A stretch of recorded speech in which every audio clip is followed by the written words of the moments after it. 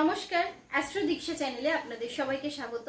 আমি প্রিয়াঙ্কি। আজকে আপনাদের সাথে অক্ষয় তৃতীয়া এই দিনটির অনেক অনেক শুভেচ্ছা আপনাদের সবাইকে। অক্ষয় তৃতীয়া দিনটি একটি গুরুত্বপূর্ণ দিন আমাদের জীবনে। আমাদের যে সারা বছর যে তিথিগুলো রয়েছে সেই তিথিগুলোর কিন্তু এক একটার এক এক রকমের গুরুত্ব আমাদের জীবনে রয়েছে। সেই রকম এই অক্ষয় তৃতীয়া দিনটি এত গুরুত্বপূর্ণ বা এটা একটা এত পুণ্যতিথি। তো এই দিনে কিন্তু আমরা অনেক কিছু আমাদের জীবনে উন্নতি ঘটাতে পারি যদি আমরা এই দিনটিকে সঠিকভাবে ব্যবহার করি। তো প্রথমে আমি একটু অক্ষয় তৃতীয়ার একটু কিভাবে এই দিনটি আসলো, কিভাবে এই দিনটির কথা আমরা জানলাম, সেই বিষয়গুলো নিয়ে একটু আলোচনা করি।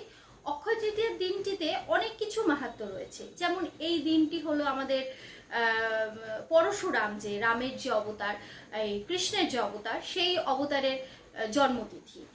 দ্বিতীয় বলা যেতে পারে যে এই দিনেই কিন্তু মা গঙ্গা মর্তে আগমন হয়েছিল, মা গঙ্গার বা মর্তে আগমন হয়েছিল। তারপরে বেদব্যাস, যে আমাদের মহাভারত রচনা করেছেন, তিনি কিন্তু এই দিনেই মহাভারত রচনা শুরু করেছিলেন। এবং সব থেকে গুরুত্বপূর্ণ বিষয় হলো এই দিনেই কিন্তু কুবের, যিনি হলেন আমাদের ধনসম্পদ, যার কাছে যার সঞ্চিত থাকে, তিনি কিন্তু মহাদেবের কাছ থেকে এই দিনই মা লক্ষ্মীর কৃপা লাভের একটা বরদান পেয়েছিলেন। তো এই দিনটির কিন্তু ভীষণ মাহাত্ম্য রয়েছে।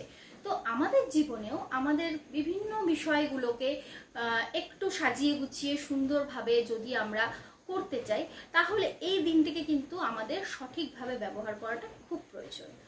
তো প্রথমেই আমি কয়েকটা উপায়ের কথা বলবো, যে উপায়গুলো করলে পরে কিন্তু এই দিনে বেশ আপনারা অনেকগুলো দিক থেকেই লাভবান হবেন। প্রথমেই চলে আসি। প্রথম এই দিনটিতে আমাদের সকালবেলা ব্রহ্ম মুহূর্তে উঠে স্নান করলে ভালো। যদি সেটা সম্ভব না হয়, সেক্ষেত্রে যতটা পারা যায় সকাল সকাল স্নান করে প্রথমেই আমাদের পুজো সারতে হবে। এই দিনে পুজো বলতে আমরা বিষ্ণু, লক্ষ্মী, গণেশ সবারই পুজো করতে পারি। এবং আমাদের যে ঘরে যে আমাদের ঈশ্বর রয়েছেন, যে যার পুজোই করি, সবার আগে আমাদের পুজোটা সারতে হবে। তারপরে দ্বিতীয় হলো, এই দিন আমরা যদি মহালক্ষ্মীর কৃপা লাভ করি, এবং মহালক্ষ্মীর কৃপা লাভের জন্য যদি আমরা শ্রীযন্ত্রম প্রতিষ্ঠা করি, শ্রীযন্ত্রম প্রতিষ্ঠার পক্ষে কিন্তু এই দিনটি ভীষণ গুরুত্বপূর্ণ একটা দিন। তৃতীয় আমি বলবো, এই দিনে যদি আমরা একটু ছাতু এবং গুড়, এই দুটো জিনিস যদি আমরা ঠাকুরকে ভোগ দিই, এটাও কিন্তু খুব ভালো। এটাও খুব ভালো। আমাদের জীবনের অনেক কিছু বাধা বিপত্তি কেটে যায় এই দিনে যদি ঈশ্বরের উদ্দেশ্যে আমরা একটু ছাতু আর গুড় যদি নিবেদন করতে পারি। আর আরেকটা জিনিস যেটা সব থেকে বেশি গুরুত্বপূর্ণ, সেটা হলো দান। এই অক্ষয় তৃতীয়ার দিনে কোনো কিছু দান করা হচ্ছে সব থেকে পুণ্যের কাজ। সেটা আপনি কোনো ব্রাহ্মণকেও দান করতে পারেন বা কোনো গরিব দরিদ্র মানুষকেও দান করতে পারেন। কিন্তু দান হচ্ছে এই দিনের সব থেকে বড় গুরুত্বপূর্ণ জিনিস। কারণ অক্ষয় তৃতীয়া মানেই হলো অক্ষয় লাভ করা। তো যে কাজই আপনি করবেন, পাপ পুণ্য যাই আমরা করে থাকবো, এই দিনে কিন্তু সেটাই অক্ষয় লাভ হবে। তো আজকে যদি আমরা কাউকে এই দিনে যদি কোনো কিছু দান করি, সেই দানের যে পুণ্য কর্মটা, সেটা কিন্তু আমাদের অক্ষয় হয়ে থাকবে।